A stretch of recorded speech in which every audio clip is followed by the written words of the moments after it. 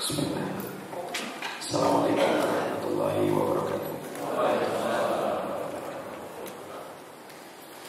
Innal hamdalillah nahmaduhu wa nasta'inuhu wa nastaghfiruh wa na'udzu billahi min shururi anfusina wa min sayyiati a'malina. May yahdihillahu fala mudilla lahu wa may yudlil fala hadiya lahu. Asyhadu an la ilaha illallah wa asyhadu anna Muhammadan abduhu wa rasuluhu.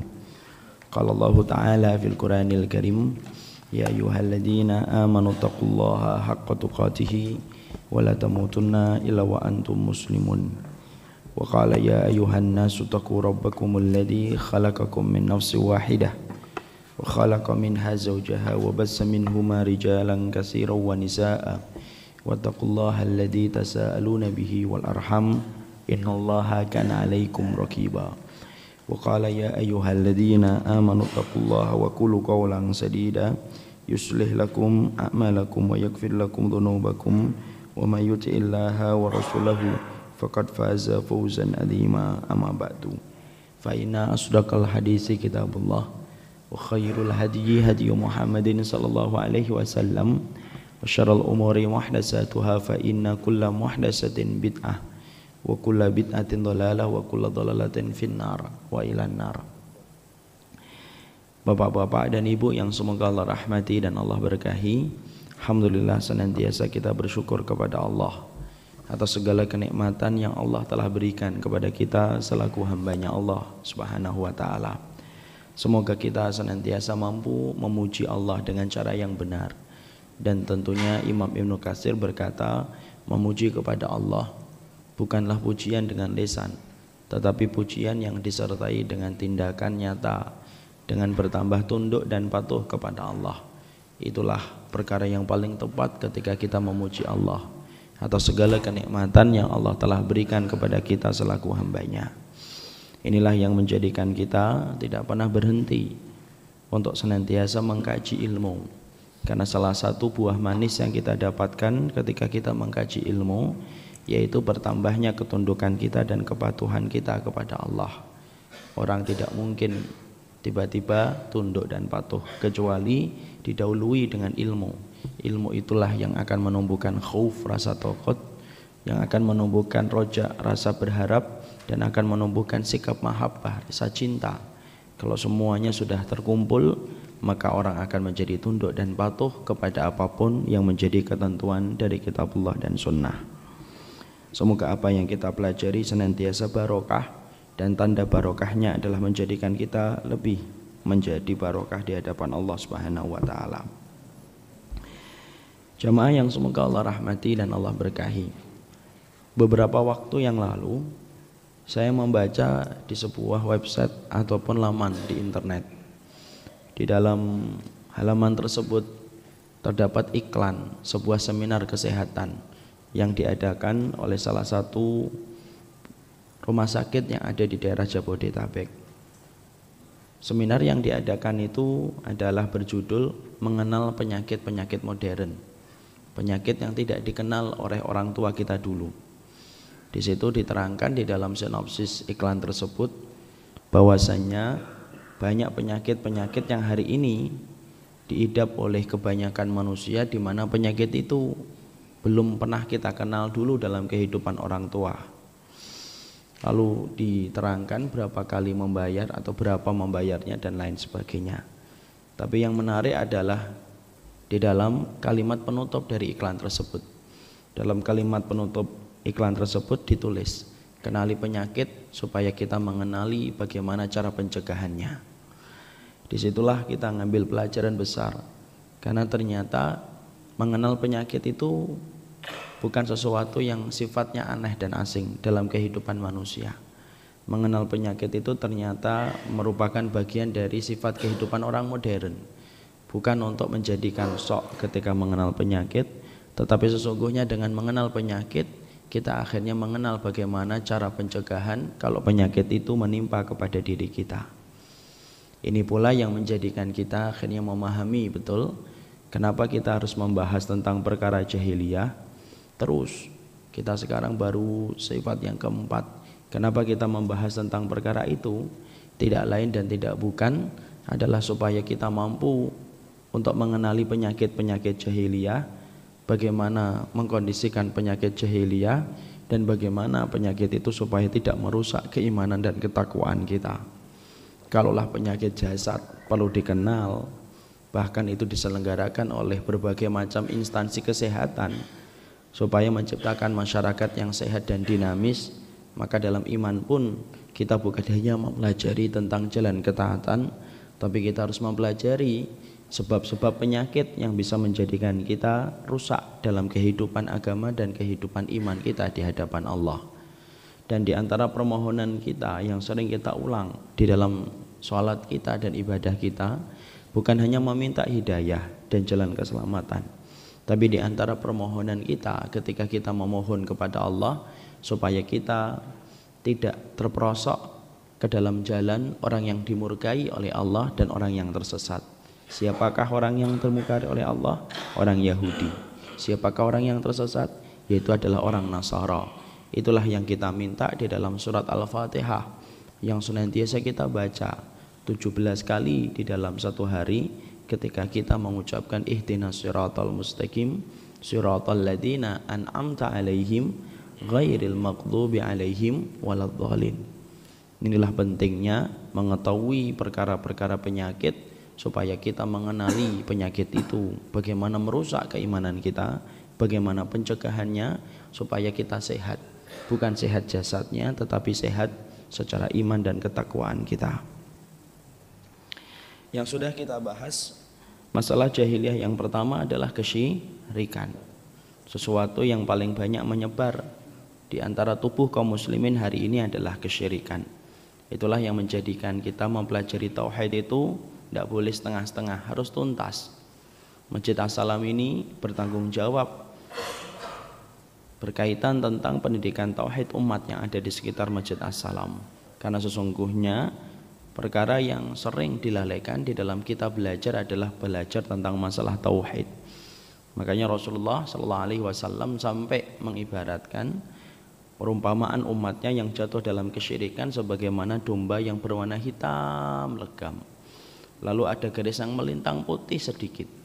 Hitamnya domba itu menggambarkan umatnya Nabi yang jatuh dalam kesyirikan, adapun garis yang melintang sedikit menggambarkan umatnya Nabi yang selamat dari kesyirikan. Inilah yang kita khawatirkan, dan jangan buru-buru pede mengatakan bahwasanya insya Allah kita termasuk garis yang melintang putih. Padahal banyak sekali persoalan tauhid dan akidah yang tidak pernah tuntas kita bahas. Silahkan belajar fikih, silahkan belajar tazkiyatun nufus, tapi tidak boleh mengalahkan porsi untuk mempelajari tauhid dan akidah. Karena sesungguhnya inilah intisari kehidupan dakwahnya Nabi dan kehidupan dakwahnya Rasul, yaitu ani'budullaha wastanibut taghut, beribadah kepada Allah dan menjauhi taghut, sesuatu yang disembah dari selain Allah Subhanahu wa taala. Yang kedua yang sudah kita pelajari pula, orang-orang yang kemudian terjatuh dalam perkara jahiliyah, yaitu adalah orang-orang yang berpecah-pecah di dalam agama, di mana mereka berpecah-pecah di dalam agama sebagaimana Yahudi yang pecah, sebagaimana Nasara yang pecah.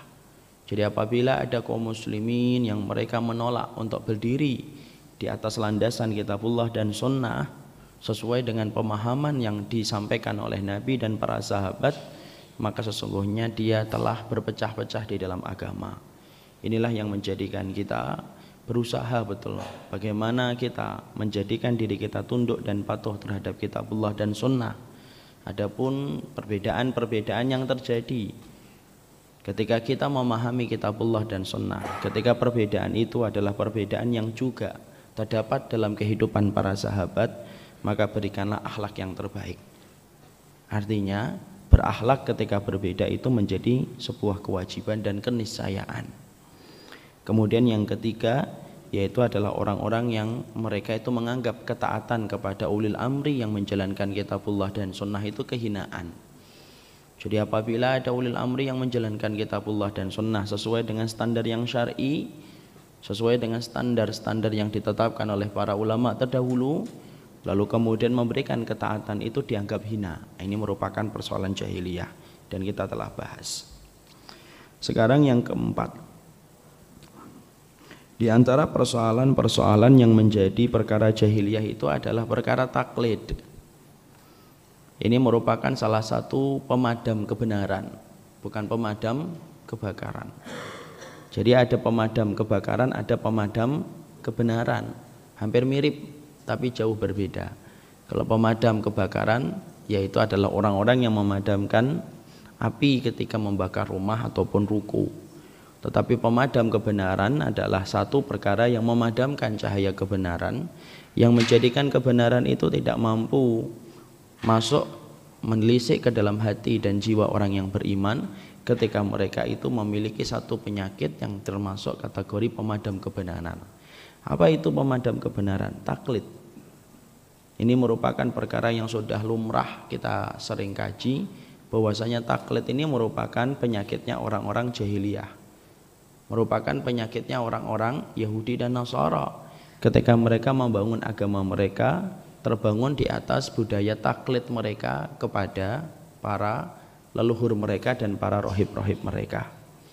Taklid sendiri dikatakan oleh Imam Ibnu Hazm ittiba'u bila dalil. Yang dimaksud dengan taklid itu adalah mengikuti tanpa dalil. Jadi sesungguhnya orang-orang yang mereka taklid adalah orang yang mengikuti prasangka, orang yang mengikuti praduga. Mereka menebak-nebak, mereka menerka-nerka apa yang menjadi jalan keselamatan untuk mereka, dan mereka jatuhkan pilihan mereka ketika mereka berlaku dalam kehidupan. Mereka jatuhkan pilihan mereka bukan kepada Allah dan Rasul.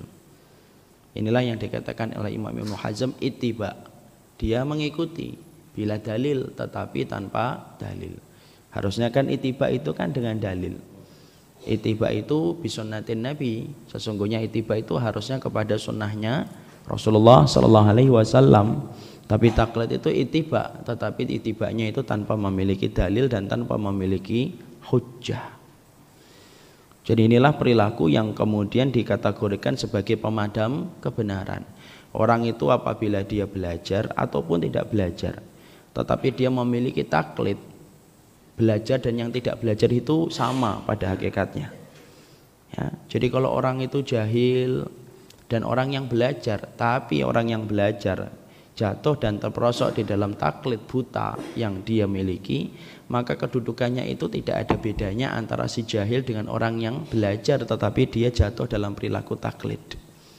Karena pada dasarnya apa? Sama-sama mereka terhalang dari kebenaran. Ketika mereka itu mempelajari kebenaran, kebenaran itu menjadi mentah disebabkan karena taklid buta yang mereka miliki. Sebagaimana sudah kita bahas, taklid itu diterangkan oleh Allah di dalam Al-Quran dalam 3 tempat yang tercela. Ini sudah sering kita bahas, bahwasanya taklid itu yang tercela, yang diterangkan oleh Allah di dalam Al-Quran itu ada 3 tempat. Yang pertama adalah taklid kepada adat istiadat, taklid kepada para leluhur, taklid kepada warisan nenek moyang. Ini merupakan taklid yang dikecam oleh Allah yang pertama. Penyakit taklid di mana mereka fanatik kepada nenek moyang mereka dan leluhur mereka. Inilah penyakit yang menimpa kepada orang Quraisy musyrikun. Orang-orang Quraisy musyrikun, kenapa? Sebagian dari mereka gagal untuk masuk ke dalam Islam dan beriman kepada Allah bukan karena mereka tidak paham kebenaran, tetapi sesungguhnya orang-orang musyrikun mereka gagal, sebagian dari mereka memasuki Islam disebabkan taklid mereka kepada leluhur-leluhur mereka dan adat istiadat mereka. Ayat yang paling kita sering dengarkan ketika membicarakan taklidnya orang-orang Quraisy musyrikun, Allah terangkan di dalam surat Al-Baqarah 170. Wa idza qila lahum ittabi'u ma anzalallah qalu bal nattabi'u ma alfaina alaihi aba'ana awalau kana aba'uhum la ya'qiluna syai'a wa la yahtadun. Allah berfirman ketika mengomentari kehidupan orang-orang Quraisy musyrikun, wa idza qila lahum, kalau dikatakan kepada mereka untuk mengikuti apa yang Allah turunkan, untuk mengikuti Al-Quran dan mengikuti Al-Hadis, Allah kemudian berfirman, qalu bal nattabi'u, mereka pasti akan mengatakan, kami tidak mau mengikuti apa yang ada di dalam kitabullah dan sunnah.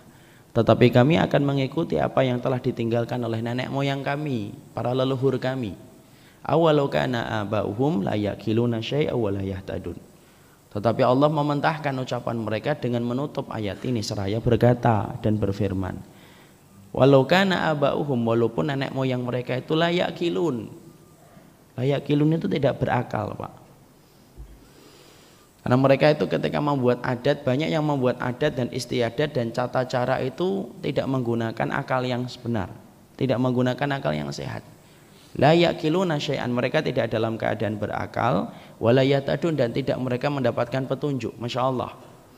Ini berarti menunjukkan bahwasanya manusia itu pada hakikatnya jahula, bodoh, dan itulah yang kita dapatkan pula dan dapatkan dari nenek moyang kita. Pada dasarnya manusia itu jahul. Pada dasarnya manusia itu dalam keadaan bodoh. Sampai mereka itu mengikuti setiap ketentuan yang terdapat di dalam kitabullah dan sunnah. Jadi walaupun nenek moyang kita adalah orang yang lebih dulu hidupnya daripada kita, tidak menjamin kebenaran.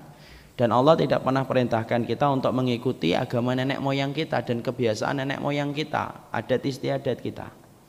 Di mana inilah yang juga kita lihat dalam kehidupan hari ini, su'ul khuluqi yu'ti, penyakit buruk itu nular. Hari ini kita melihat banyak orang yang mereka terjerembab kepada kesyirikan, kekufuran, itu pun tidak lebih dari taklid buta mereka kepada kebiasaan adat istiadat leluhur.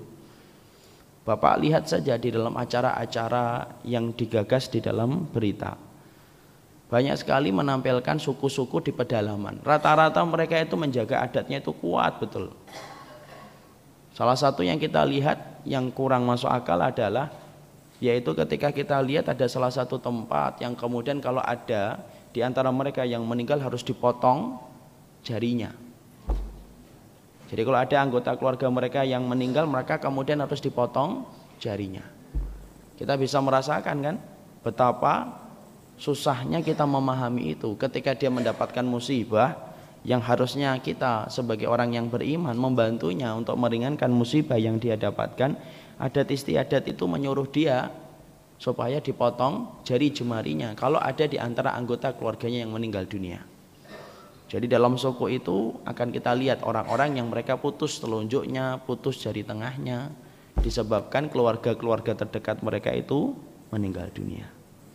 Jadi Masya Allah, inilah yang kemudian menjadikan akhirnya Allah itu berkata la yaqilun. Kadang-kadang nenek moyang kita itu tidak berakal, wala yahtadun, dan tidak mendapatkan petunjuk.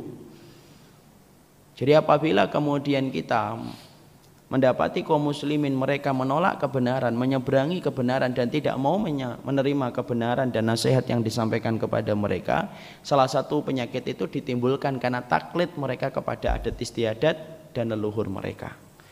Dan dalam pertemuan kita kemarin sudah kita bahas kan, bagaimana hari ini taklid kepada adat istiadat itu dirubah dengan bahasa yang lebih memukau dan menawan, yaitu adalah menjaga kearifan lokal. Tetapi pada intinya adalah sama. Intinya adalah bagaimana menjaga taklid mereka kepada adat istiadat yang ada. Seakan-akan mereka lupa orang-orang yang menggagas tentang perihal menjaga kearifan lokal dari orang-orang Islam Nusantara itu, seakan-akan mereka lupa Allah menurunkan surat Al-Baqarah 170 di mana Allah menegaskan betul bahwasanya perintah yang datang dari Rabb-nya tidak boleh dimentahkan dan tidak boleh ditolak hanya karena menuruti apa yang ditinggalkan adat istiadat. Tapi inilah penyakit. Ini penyakit, ya. Sehingga kemudian penyakit ini apakah sudah hilang dalam kehidupan masyarakat yang beriman hari ini? Enggak, Pak. Masih banyak. Kalau kita tidak percaya, perhatikan aja budaya ketika menikahkan anak. Itu masih banyak yang pakai budaya leluhur atau budaya Islam. Bukan budaya Islam, hukumnya Islam atau budaya leluhur. Budaya leluhur. Berbagai macam atribut yang kemudian dikenakan, berbagai macam acara yang kemudian dilangsungkan itu rata-rata karena adat istiadat. Semuanya itu dibuat supaya tampak menjadi Islami. Ingat, jangan berusaha mengislamkan sesuatu, karena sesungguhnya Islam itu telah ditetapkan oleh Allah dan Rasul, dan janganlah kita memaksakan diri untuk mengislamkan sesuatu. Kadang-kadang kita itu selalu berusaha mengislamkan sesuatu. Oh ini bagaimana kalau ada lagu Islami. Nah, misalkan kemudian ada kontes model lah, dibuat kontes model Islami. Ya, nanti kemudian apalagi dibuat? Nanti kemudian dibuat lagi semuanya itu seakan-akan Islami, sinetron Islami ataupun yang lainnya. Dan termasuk di antara perkara itu adalah mengislamkan sesuatu yang sebenarnya tidak bagian dari syariat Islam. Ingat, yang menetapkan syariat dalam kehidupan kita ini bukan kita tapi Allah. Jadi tidak perlu bagi kita mengislamkan sesuatu yang memang bukan bagian dari Islam. Karena hari ini banyak upaya-upaya untuk mengislamkan sesuatu. Ya. Macaran yang Islami pada malam Jumat mungkin dimulai dengan muqaddimah, ditutup dengan kafaratul majlis. Banyak perkara yang kemudian diislamkan. Sama pula dengan budaya ketika menikahkan anak. Hari ini pun kita melihat banyak perkara-perkara yang tidak termaktub di dalam kitabullah dan sunnah yang membahas poligami, membahas masalah walimah. Tapi ternyata kemudian menjadi adat istiadat yang dipertahankan, walaupun itu sangat-sangat tidak nyaman bagi orang yang menjalankan. Disebabkan karena mereka ingin mengikuti apa yang ditinggalkan oleh leluhur nenek moyang mereka. Ini tradisi, harus dijaga dan dilestarikan. Kalimat harus dijaga dan dilestarikan ini loh yang sering menjadikan akhirnya orang lebih memilih adat daripada kitabullah dan sunnah. Ditambah lagi dengan sebuah perkataan, kalau bukan kita yang menjaga terus siapa? Kan begitu. Kasihan nenek moyang kita yang telah membuat aturan ini dan membuat tata cara yang sebagus ini. Makanya hari ini berbagai macam tempat berlomba-lomba bagaimana menampilkan adat istiadatnya, bukan menampilkan kitabullah dan sunnah, tapi semangatnya itu menampilkan apa yang menjadi adat istiadat mereka. Walaupun itu ada kesyirikannya, kekufurannya tidak peduli, karena mereka tidak mengetahui parameter kebenaran yang berpulang kepada kitabullah dan sunnah. Ini rusak ini. Ini pula yang terjadi kepada orang-orang musyrikun yang mereka gagal untuk mengambil iman dari Nabi disebabkan taklid mereka kepada adat istiadat. Abu Thalib, bukankah beliau gagal masuk Islam disebabkan taklid kepada ajaran nenek moyang? Walid bin Mughirah, bukankah beliau juga kemudian gagal masuk Islam sampai diterangkan di dalam satu hadis Allah buatkan itu gunung di dalam api jahanam. Gunung itu bagi Walid bin Mughirah, di mana setiap dia di dalam neraka diperintahkan oleh Allah untuk mendaki gunung itu di jahanam, di mana setiap dia menempelkan tangan dan kakinya maka tangan dan kakinya menjadi hangus, terus naik ke puncak gunung balik lagi ke bawah.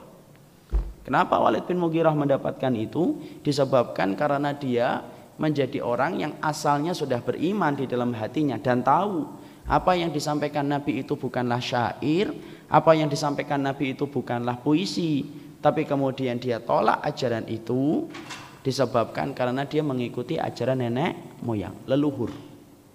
Jadi betul-betul akhirnya rusak. Dan kita harus paham betul, memahamkan diri kita bahwasanya Allah itu tidak bertanya kepada adat istiadat kita, tapi Allah itu bertanya kepada keislaman kita. Apa yang kita amalkan dalam Quran, apa yang kita amalkan di dalam sunnah. Tapi kenyataan yang terjadi adalah taklid kepada adat istiadat begitu banyak dan menyebabkan akhirnya hilanglah aturan Allah, hilanglah kemudian kitabullah dan sunnah disebabkan taklid buta mereka kepada adat istiadat dan tanah leluhur. Ini yang menjadikan kita berusaha bagaimana kita kemudian mengenali tentang adat istiadat. Tentunya bukan berarti adat istiadat itu diperangi sampai habis-habisan, enggak. Adat istiadat di dalam Islam itu dikenal dengan nama al-urfu. Wal urfu yang qasimu ila qismain. Maka sesungguhnya adat istiadat itu terbagi menjadi dua di dalam pembahasan ilmu syariat Allah. Yang pertama adalah ar-urfu ma wafaqal kitab. Yang pertama itu adalah kebiasaan ataupun adat istiadat yang sesuai dengan Islam, sejalan dengan Islam. Maka sesungguhnya kebiasaan itu dipertahankan dan diteruskan. Contohnya adat istiadat yang terjadi kepada orang musyrik yang diteruskan di dalam Islam itu apa? Ya kebiasaan mereka untuk menghormati orang yang umrah, orang yang tawaf. Mereka berlomba-lomba ngasih air. Kebiasaan mereka untuk menepati janji itu diteruskan di dalam Islam. Karena orang-orang jahiliyah pun mereka punya nilai, punya etika-etika tertentu yang mereka miliki sebelum mereka mengenal Islam, dan ternyata setelah datangnya Islam tidak bertentangan dengan kitabullah dan sunnah, maka itu masih diteruskan. Sama pula dalam kehidupan konteks kita di masyarakat. Apakah semua adat kita harus musuhin? Enggak. Banyak sekali adat istiadat yang kita miliki, mungkin Jawa, mungkin Sunda, mungkin Padang, di mana apabila konteksnya tidak bertentangan dengan kitabullah dan sunnah, teruskan. Semangatnya meneruskan itu karena sesuai dengan kitabullah dan sunnah. Silakan teruskan, tidak boleh dirusak dan tidak boleh dimusuhi. Yang sering saya ambilkan contoh adalah kebiasaan, contohnya kita menghormati tamu, menghormati orang yang lebih besar, menghormati orang yang lebih tua. Itu adat-adat yang ada di dalam kitabullah dan sunnah. Bukankah kita diperintahkan untuk menghormati yang lebih tua? Laisa minna man lam yahtarim al-kabir wa laisa minna man lam yuwaqqir saghirana. Tidak termasuk di antara kita yang tidak menghormati yang tua dan tidak menyayangi yang kecil. Kebiasaan kita menyebut orang yang lebih tua dengan sebutan mas. Itu sesuatu yang boleh atau tidak? Boleh, teruskan. Apapun yang sesuai dengan kitabullah dan sunnah diteruskan. Kebiasaan kita, masyarakat kita untuk menghormati orang tua. Orang Jawa itu sampai menetapkan bahasa kepada orang yang lebih tua itu dengan kromo inggil. Silahkan, tidak ada masalah itu. Walaupun di dalam kehidupan Islam ada enggak mengenal namanya kromo inggil di dalam bahasa Arab? Tidak ada. Yang namanya anta ya anta. Kalau Indonesia kan kalau nyebut anta itu kurang sopan. Antum. Yang disebut padahal satu. Secara kaidah bahasa salah. Tapi kita itu sering manggilnya antum. Karena kalau manggil anta itu kasar. Tidak apa-apa itu. Antum sini. Yang padahal yang dipanggil satu. Karena kalau orang dipanggil anta itu cenderung kasar, Pak. Misalkan bapak dipanggil, ente sini, anta sini, sama antum sini. Beda atau tidak? Beda. Saya tidak beda. Berarti belum belajar bahasa Arab. Itu beda banget. Maka kalau kemudian yang semacam itu silahkan, tidak ada masalah. Yang sesuai dengan ma wafaqal kitab, yang sesuai dengan Alkitab diteruskan.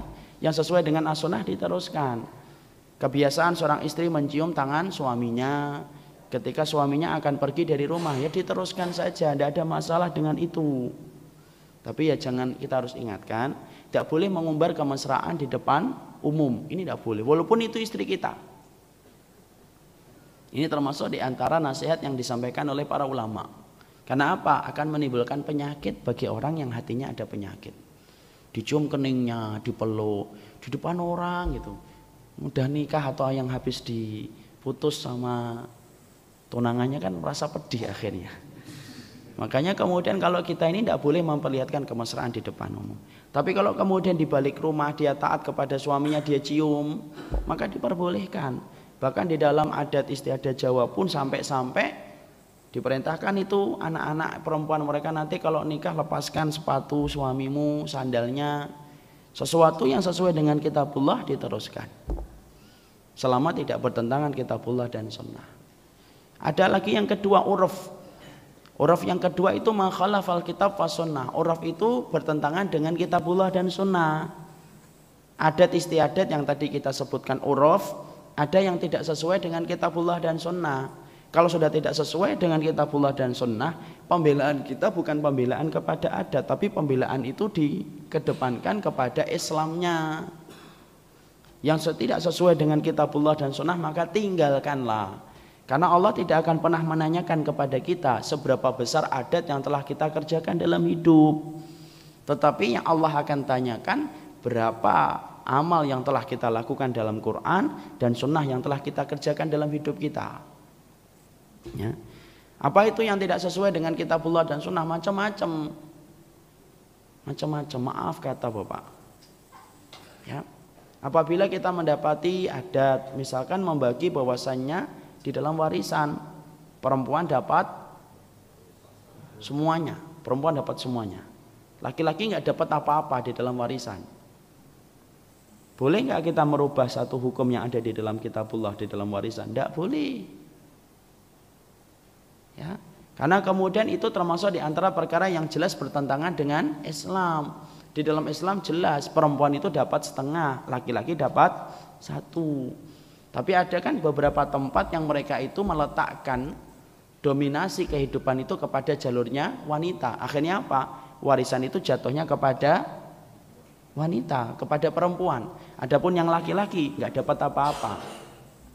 Kalau sudah semacam itu, tidak boleh kita amalkan. Kalaupun kita mengamalkan, berarti kita meninggalkan perintah Allah yang agung. Salah satu perintah Allah yang agung itu adalah hukum waris, Pak.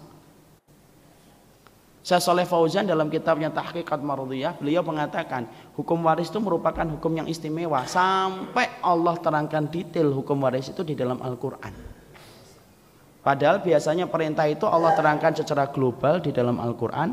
Adapun penjelasan terperincinya ada di dalam Al-Hadis. Aqimus sholah, dirikanlah sholat. Adapun kemudian keterangan tentang masalah sholat di mana? Di dalam hadis. Kita diperintahkan wa'atuz zakah, bayar zakat. Adapun kemudian bagian ataupun penjelasan terperinci tentang masalah zakat di mana? Di hadis. Tapi ketika Allah perintahkan kepada kita untuk membagi waris, Allah terangkan detailnya itu di dalam Al-Quran. Kenapa? Kata Syekh Shalih Fauzan, karena istimewanya hukum waris di dalam Islam. Sampai-sampai Allah terangkan 2 ayat setelah hukum waris itu diterangkan, bagi orang yang taat kepada aturan-aturan Allah yaitu hukum waris maka akan diberikan janji surga. Dan barang siapa yang merubah hukum waris, menentang apa yang telah ditetapkan oleh Allah, maka bagi mereka itu neraka. Ini merupakan ancaman. Jadi apabila kita mengetahui hukum waris, Masya Allah, jangan dirubah hanya karena masalah kebiasaan. Karena hukum waris ini merupakan salah satu permasalahan yang banyak dirubah karena mengikuti kebiasaan leluhur. Dibaginya perempuan semuanya, laki-laki nggak dapat. Ataupun ada yang mengatakan hukum waris itu ketika ada yang menyampaikan, bapak sudah meninggal, ibu sudah tidak ada, ayo kita bagi hukum waris. Lah, kuburannya aja masih basah kok. Kuburannya masih basah, udahlah nggak usah ngomong tentang warisan. Kelihatan banget sih serakahnya. Di dalam kebiasaan kita itu tidak pernah bagi hukum waris nanti setelah 3 tahun setelah kuburannya betul-betul kering. Iya kalau itu musim panas. Kalau musim hujan apa tidak basah terus. Dan ingat loh, pembahasannya hidup itu tidak boleh pakai perasaan, hidup itu pakai syariat. Masalahnya kalau kita hidup pakai perasaan itu yang akhirnya menjadikan banyak ketentuan dari kebenaran itu rusak. Kalau sudah kita pakai perasaan, tidak tega. Masa sih baru aja meninggal kemarin sudah ngomong tentang warisan. Itu kalau pakai perasaan. Tapi kita harus ngerti hidup ini miliknya Allah. Dan hidup miliknya Allah itu pakai syariatnya Allah, bukan pakai perasaan kita. Nah kalau pakai perasaan itu ya tidak akan pernah menjawab kebenaran. Karena yang bisa menjawab kebenaran itu hanyalah syariat yang kita ikuti dari apa yang Allah tetapkan. Yang memang harus dibagi ya dibagi. Kadang-kadang kita pakai perasaan lagi, loh ini yang perempuan ini miskin, yang laki-laki kaya raya. Ya sudahlah, yang laki-laki dapat setengah, yang perempuan dapat satu, yang bisa dirubah. Nah, ini salah pakai perasaan lagi. Syariatnya tetap dibagi satu lah. Kalau yang laki-laki pingin ngasih kepada yang perempuan kasih. Tapi setelah dibagi itu namanya hibah ataupun hadiah. Wanita boleh mendapatkan hadiah. Saya ingatkan Bapak, ini bapak-bapak ini penting. Wanita itu mendapatkan kepemilikan hartanya dari 4 arah. Jadi kalau wanita mendapatkan 4 ini, Bapak tidak bisa ganggu gugat. Yang pertama, wanita itu mendapatkan hartanya secara utuh ketika dia mendapatkan mahar. Mahar itu miliknya suami, miliknya istri. Jadi kalau misalkan bapak mengatakan pinjem dong mahar yang dulu saya kasih, kemudian istrinya menjawab tidak usah, tidak mau. Jangan kemudian marah dan sedih. Lalu kemudian menjadi orang mutung. Saya ingin menceraikan istri saya, gara-garanya saya pinjem maharnya tidak boleh. Tidak bisa. Memahar miliknya dia kok. Istri kemudian berkata, oh mahirnya cuma seperatan alat sholat. Ya salah sendiri dari dulu seperatan alat sholat.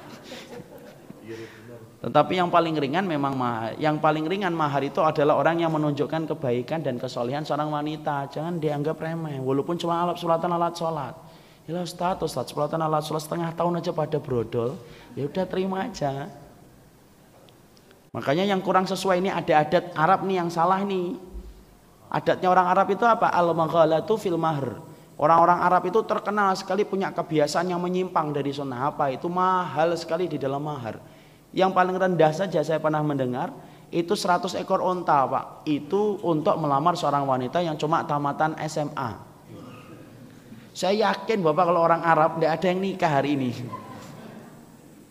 Makanya ketika kita di Suriah ataupun ketika di Jeddah atau Mekah itu kita cerita, orang Indonesia itu cuma selatan alat sholat. Ada orang Suriah itu selatan alat sholat, iya. Alat sholat tok, iya. Masya Allah, kalau gitu kita nikah sehari 4 kali sekaligus. Karena bagi mereka itu 100 ekor onta. Satu onta sekarang berapa? 8 juta. 8 juta bisa 9 juta bisa 10 juta. Minimal 1 miliar, Pak. Itu yang tamatan SMA. Kalau dia kuliah, hitung aja lagi.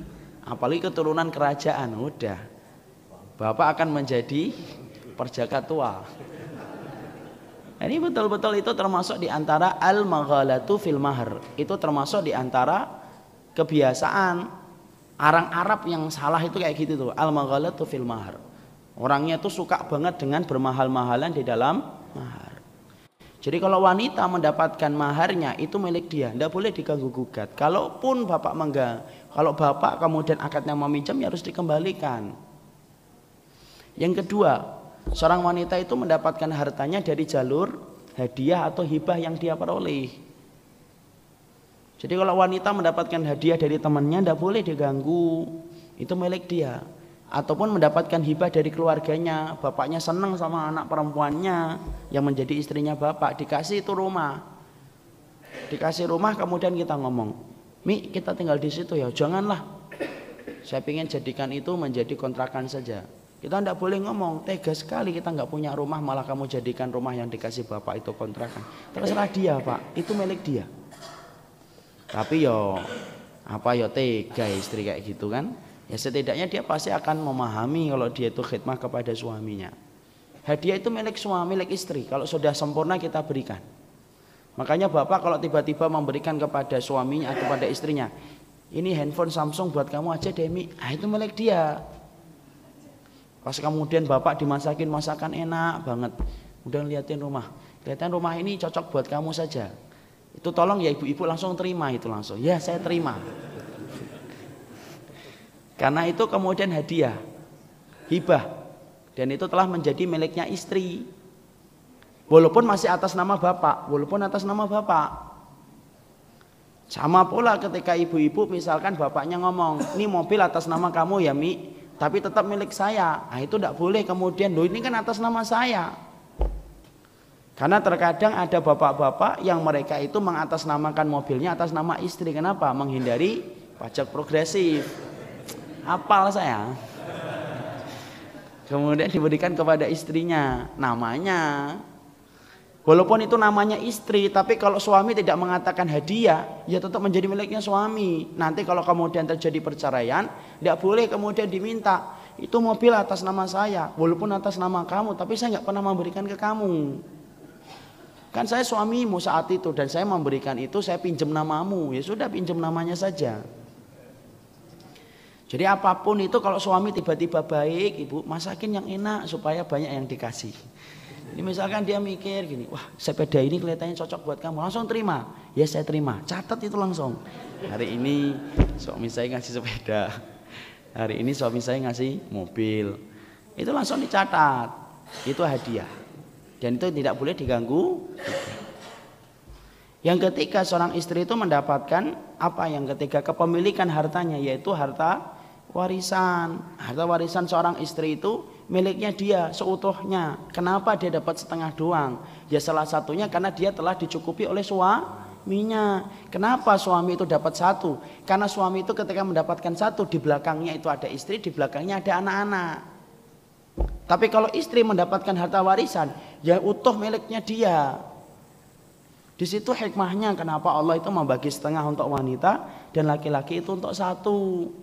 Kita ini kalau kemudian mendapati syariat itu diperintahkan untuk menggapai hikmah. Cari hikmahnya, jangan suudzon. Makanya di antara penjelasan para ulama, kenapa si perempuan itu dapat setengah di dalam warisan? Karena sesungguhnya dia tidak punya kewajiban apa-apa. Dia punya kewajiban memberikan nafkah kepada suami? Enggak. Dia punya kewajiban memberikan makan kepada anak-anaknya? Enggak. Yang punya kewajiban memberikan nafkah kepada istri dan anak-anak itu siapa? Suami. Allah lebihkan dikit. Karena apa? Karena tanggung jawab yang dia miliki sebagai kepala rumah tangga itu besar. Saya merasa cukup ya. Kalau bapak sudah kecukupan, itu tidak merubah hukum. Itulah salah satu hikmahnya. Jadi wanita apabila dia mendapatkan warisan, ya dapat separuh, maka dia itu yang kemudian menjadi miliknya secara utuh. Dan saya ingatkan bapak, istrinya apabila dulu ngambil harta warisan, kok pembagiannya sama, yang separuh itu tidak halal loh pak. Saya ingatkan pula ibu-ibu. Jadi ibu-ibu misalkan mendapatkan, karena pada saat itu disepakati, udahlah kita pembagiannya sama saja. Kemudian ibu-ibu dapat 1 miliar, maka yang 500 juta itu tidak boleh. Itu haram dipergunakan. Karena apa? Mendapatkannya dengan cara yang tidak syar'i dan tidak diridhai oleh Allah. Terus gimana? Ya harus dikembalikan. Ataupun dimintain ridhonya kepada orang yang harusnya mendapatkan jatah itu. Siapa yang mendapatkan jatah itu? Dihitung dulu. Oh ternyata ketiga kakak laki-laki saya itu harusnya mendapatkan jatah dari 500 juta yang saya peroleh. Kalau memang sudah tidak bisa untuk mengembalikan karena cepat habis, udah langsung dapat warisan, langsung beli ini, beli itu, semuanya dibeli, habis. Ternyata baru tahu ilmunya, oh yang separuh itu ternyata haram buat saya, karena Allah tidak mengizinkan itu. Itu termasuk di antara harta yang haram adalah pembagian warisan yang tidak sesuai dengan syar'i. Itu termasuk harta yang haram itu. Ya kalau bisa ya dikembalikan. Ya kalau bisa lagi, yang kedua kalau tidak bisa lagi minta keridhaan dari kakak-kakaknya. Harusnya saya itu dapat 500 juta. Dan kamu itu harusnya mendapatkan misalkan 1 juta. Tapi kemudian misalnya, tetapi karena saya sudah ambil ya sudah, tapi habis, minta keridhaannya. Jadikan itu hadiah atau hibah untuk saya. Itu mungkin salah satunya, yaitu dengan taradhin, yaitu dengan keridhaan. Tapi yang jelas seorang wanita tidak boleh ngambil harta warisan itu lebih dari apa yang ditetapkan oleh Allah. Itu haram jatuhnya. Dapat harta warisan 150 juta. Harusnya 75 juta, ngambilnya 150 juta. Yang 75 juta itu haram. Dan itu sulit untuk ditolak biasanya. Kenapa? Menggiurkan.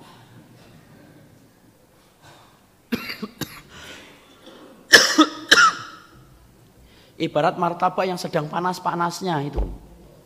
Susah untuk menampik kan? Ingin mencicipi dan mencocolnya. Maka itulah harta warisan. Setan yang kemudian akan menjadikan kita menolak. Setan yang akan menjadikan kita susah untuk menolak. Asyaitanu ya'idukumul faqra. Setan itu menawar-nawarkan dirimu supaya fakir. Alah, jangan dikasih 150 juta, 75 juta. Coba kalau kemudian gajinya 1 bulan 1 juta, itu kan 75 bulan mendapatkan 75 juta. Akhirnya kemudian apa? Tidak mau untuk kemudian membagi, padahal itu haram. Dan ini kewajiban sang suami untuk mengkondisikan istri. Mah, kamu dulu dapatnya berapa? Dapatnya kok sama dulu pembagiannya, harus kembalikan sisanya. Kemudian yang berikutnya yaitu adalah harta yang didapatkan sang istri ketika dia berdagang. Jadi dia berdagang, dia punya bisnis, dia kerja di tempat-tempat yang syar'i. Maka kalau dia kerja di tempat-tempat yang syar'i, maka sesungguhnya dia tidak boleh untuk diambil apa yang menjadi keuntungan yang dia dapatkan dan dia peroleh. Ya, dia jualan misalkan handphone, jualan rumah, ya tidak boleh diganggu. Untung nih dapat 200 juta. Ya tidak boleh diganggu, biarkan itu menjadi miliknya secara utuh. Nah, inilah perkara yang kita harus pahami. Kembali kepada tadi, disinilah kita paham taklid kepada adat istiadat itu merubah banyak perkara. Perkara warisan berubah, perkara masalah walimah berubah, semuanya berubah dari apa yang ditetapkan oleh Allah disebabkan taklid buta kepada adat istiadat. Taklid yang kedua adalah taklid kepada alim ulama. Taklid kepada manusia lebih besar daripada taklid kepada Allah dan Rasul. Ya, sebagaimana yang Allah terangkan di dalam surat At-Taubah 31.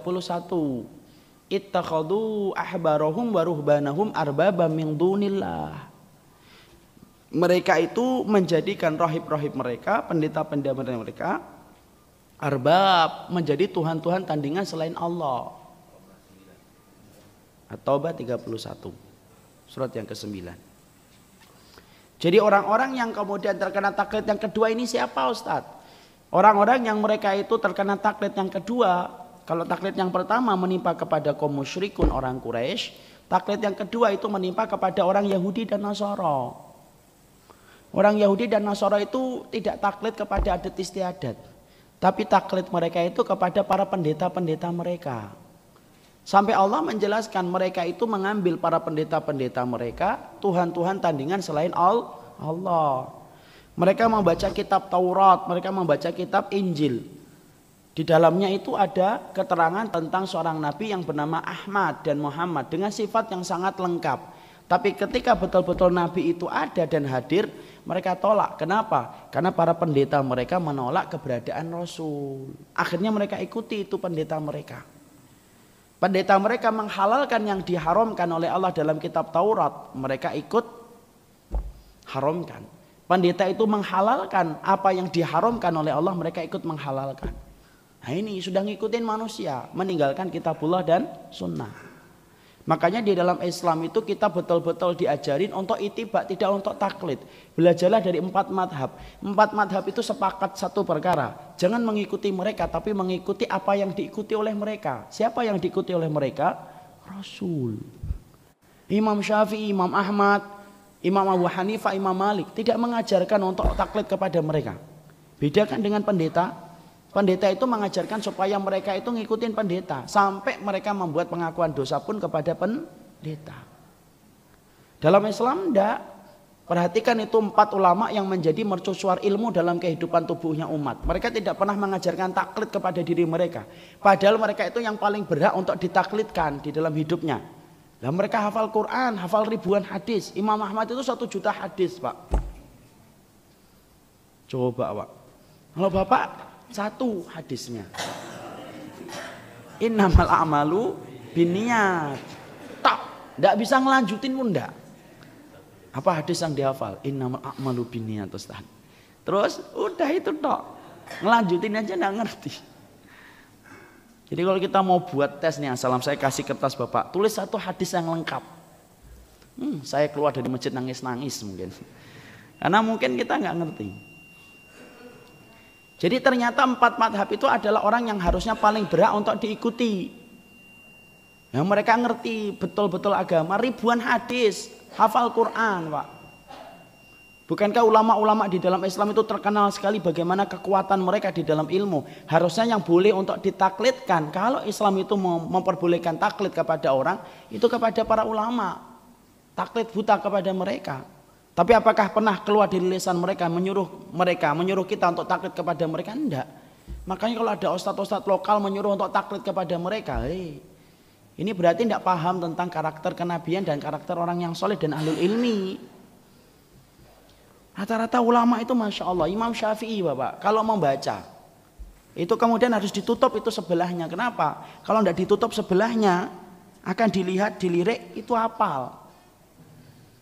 Coba. Padahal Bapak menghafalkan 10 ayat yang pertama dalam surat Al-Kahfi. Walah Masya Allah. Sudah ngerti tuh. Salah satu perkara yang menjaga dari fitnah Dajjal itu apa? Membaca 10 ayat yang pertama dalam surat Al-Kahfi. Tapi yang tidak hafal. Imam Syafi'i itu sampai kemudian ditutup sebelahnya supaya tidak langsung hafal. Itu Imam Syafi'i. Imam Bukhari apalagi Masya Allah. Imam Bukhari itu ketika kecil pernah melihat orang itu bertengkar. Bukan dengan bahasa kaumnya Imam Bukhari. Bertengkar itu lama. Imam Bukhari kecil itu dengerin orang bertengkar.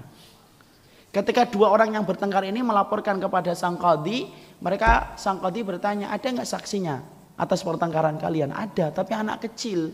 Udah bawa sini aja. Yang didatangkan itu Bukhari muda. Ditanya, kamu tadi ngelihat orang 2 ini bertengkar? Iya.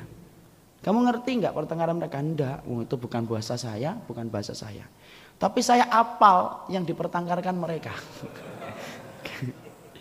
Yang ini ngomong begini dijawab begini. Ini belum selesai udah dijawab begini. Semua dari awal sampai terakhir tidak ada yang salah, Pak. Coba. Kalau kita dengar itu Masya Allah, mungkin merinding kita. Imam Bukhari pernah dites.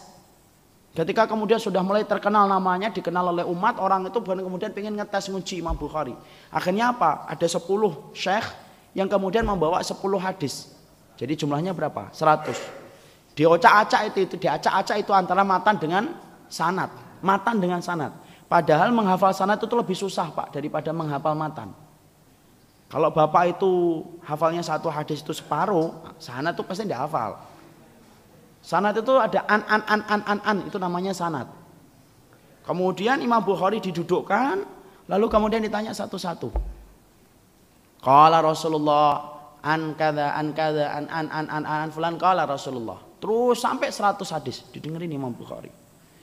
Kemudian ditanya, kamu ngerti nggak 100 hadis yang tadi disampaikan 10 orang itu? Tidak ada yang tahu saya. Tapi yang saya tahu hadis yang pertama sanadnya harusnya begini. Hadis yang kedua sanadnya harus begini. Yang ketiga sanadnya harus begini. Diurutkan semuanya. Sampai 100 hadis itu tidak ada yang tertinggal sanadnya. Imam Bukhari itu Pak. Masya Allah. Kuat betul di dalam kemudian mereka itu mempelajari ilmu.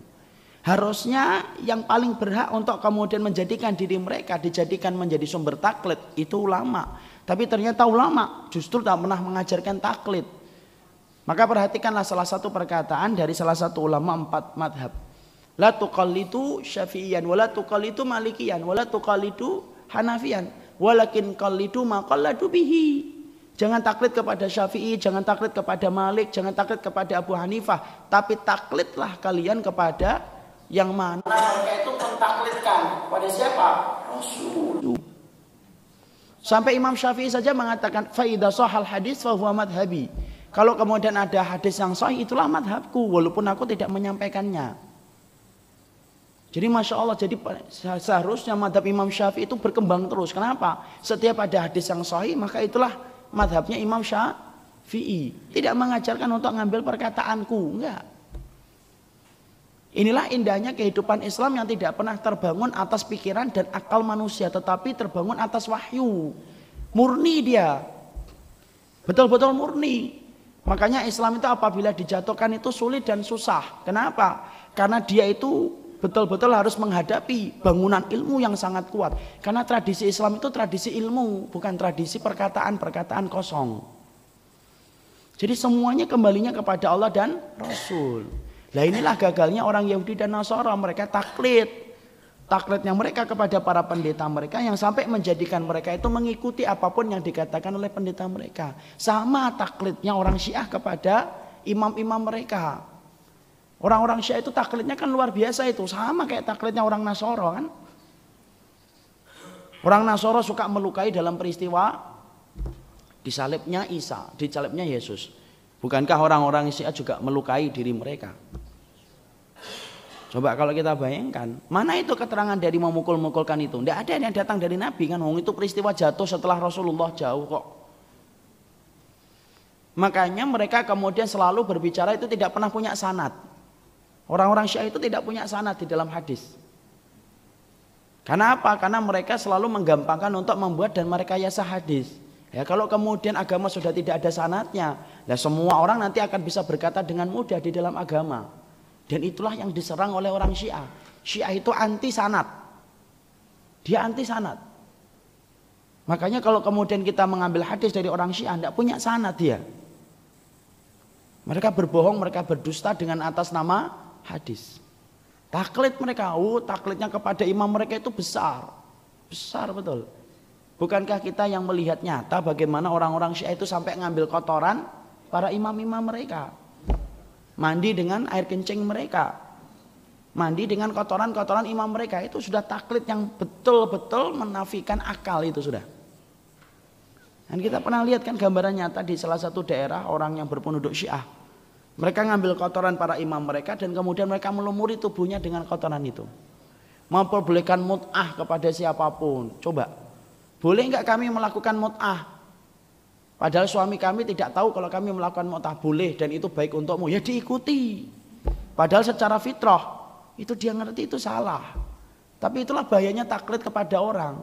Kalau sudah menganggap para pendeta atau para ulama itu adalah menjadi sumber ilmu dan standar kebenaran layaknya Nabi dan Rasul, walaupun salah itu akan tampak menjadi benar. Makanya jangan taklid kepada orang, Pak. Dan tidak perlu marah kalau orang yang kita belajar darinya itu kalau ada yang salah. Biasa, wajar. Dan kalau ada ustadz yang salah itu lumrah.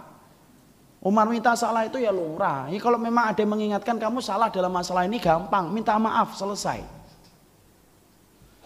Kemudian kita itu berusaha lagi dan belajar supaya tidak mengulang kesalahan yang sama lagi. Kadang-kadang ada orang yang mengingatkan seorang yang salah itu wajar, Pak. Kadang-kadang ada seorang ustadz yang salah diingetin marah-marah pengikutnya. Enggak perlu marah. Wong itu namanya wajar. Kesalahan itu merupakan sifat fitrahnya manusia. Jadi taklid kepada orang ini yang sering sama kedudukannya, memadamkan kebenaran. Pemadam kebenaran itu adalah salah satunya taklid kepada manusia.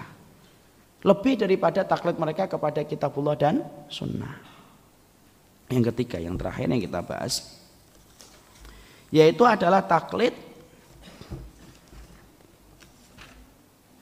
kepada para pemimpin, penguasa, bos, atasan yang menyelisihi kitabullah dan sunnah. Kita buka surat Al-Ahzab 65, 66, 67. Bapak baca yang keras.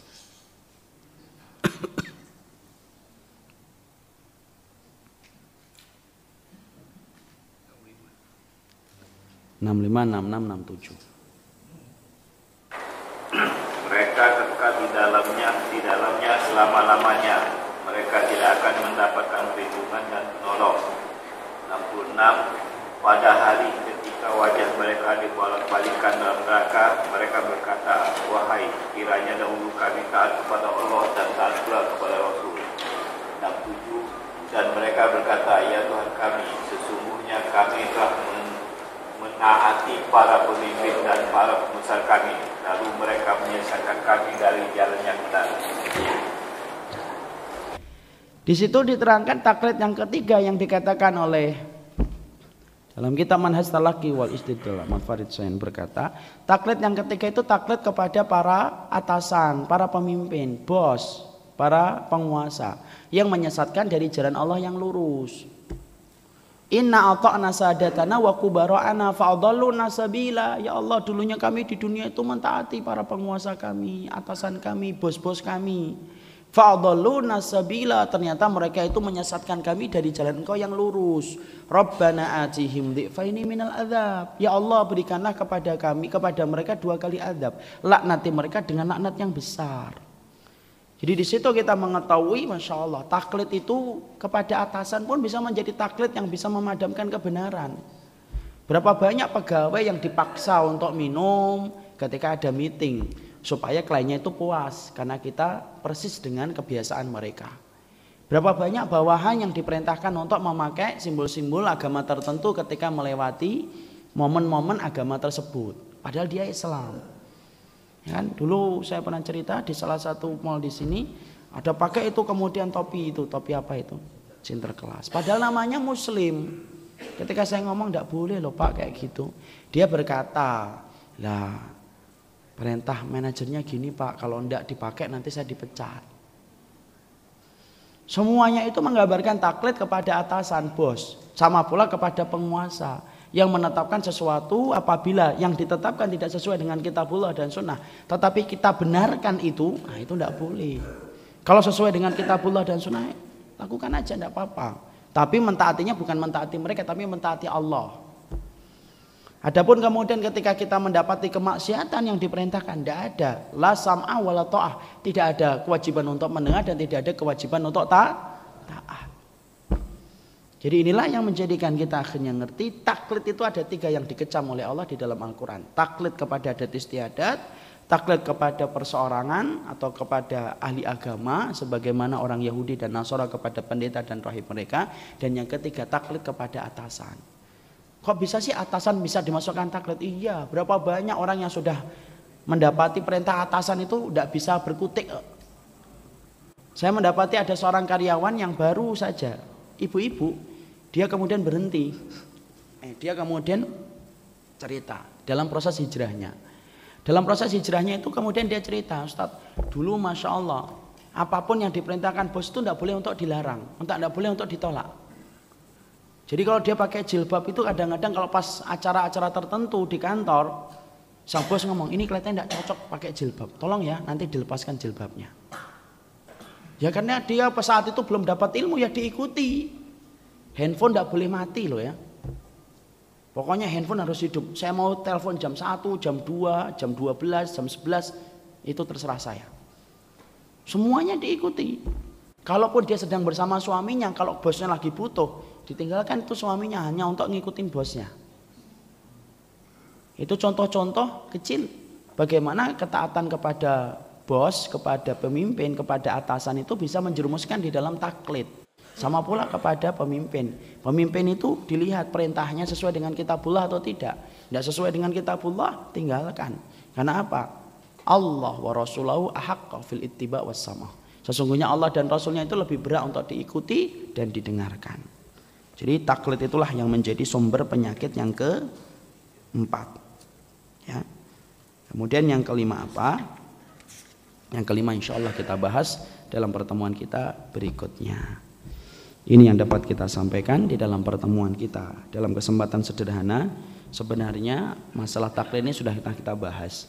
Tapi karena ini bagian dari pembahasan kitab yang kita urutkan, kita jelaskan kembali dengan contoh-contoh yang lebih nyata supaya kita mampu mengenali salah satu pemadam kebenaran masalah jahiliyah, yaitu adalah taklid.